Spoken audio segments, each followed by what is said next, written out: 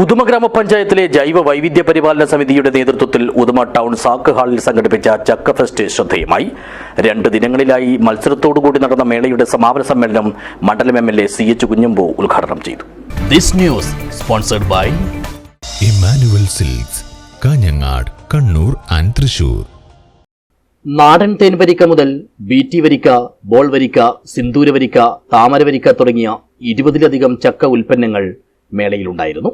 ചക്കയുടെ പ്രദർശനം കൂടാതെ വ്യത്യസ്തമാർന്ന വിഭവങ്ങളും ചക്കക്കറിയും ചക്കപ്പായസവും വരെ ഒരുക്കി. പായസം ഉൾപ്പെടെയുള്ള വിഭവങ്ങളിൽ പലതും മേളയിലെത്തിയവർക്ക് സൗജന്യമായി നൽകുകയും ചെയ്തു. ഏറ്റവും വലിയ ചക്ക, വ്യത്യസ്തങ്ങളായ ചക്കകൾ, ചക്കപ്പഴഞ്ചൊല്ലുകൾ, നാട്ടറിവുകൾ, നാടൻപാട്ടുകൾ, മികച്ച ചക്ക വിഭവങ്ങൾ എന്നീ വിഭാഗങ്ങളിൽ മത്സരവും സംഘടിപ്പിച്ചു. ഇങ്ങനെ 2 ദിനങ്ങളിൽ ഉദുമ ടൗണിലെ സാക്ക് ഹാളിൽ വിഭവങ്ങളുടെയും വിശേഷങ്ങളുടെയും സമ്മേളനത്തിന് വേദിയൊരുക്കിയ ചക്കമേളയുടെ സമാപന സമ്മേളനം മണ്ഡലം എംഎൽഎ അഡ്വക്കേറ്റ് CH കുഞ്ഞമ്പു ഉദ്ഘാടനം ചെയ്തു. ഇപ്പോൾ ചെന്നൈയിലും ബാംഗ്ലൂരിലൊക്കെ പോയപ്പോൾ റോഡ് വക്കലെ ക്ലാസിന്റെ കൂട്ടിനകത്ത് 2-3 ചക്കയുടെ ചോളയെടുത്ത് വെച്ചാൽ 100 രൂപ 200 രൂപയ്ക്ക് വാങ്ങുന്നുണ്ട്.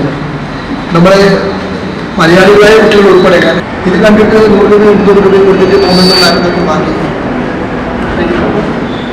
ഇത് നല്ല ഉൽപ്പന്നമാണ്, ലാഭകരമായ ബിസിനസ്സാണ്.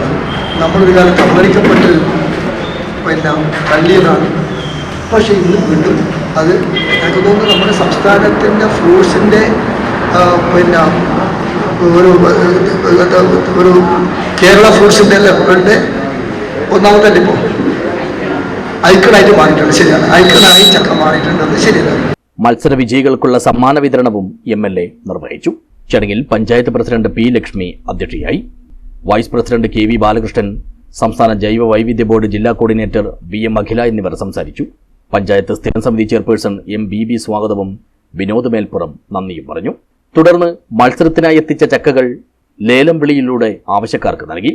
പ്ലാവിന്റെ ജൈവ വൈവിധ്യം, ചക്കയുടെ പോഷണം, മൂല്യവർദ്ധിത ഉൽപ്പന്നങ്ങൾ എന്നിവയെ സംബന്ധിക്കുന്ന ക്ലാസ്, ബോധവൽക്കരണം എന്നിവയും ഉണ്ടായിരുന്നു. News bureau, Uduma.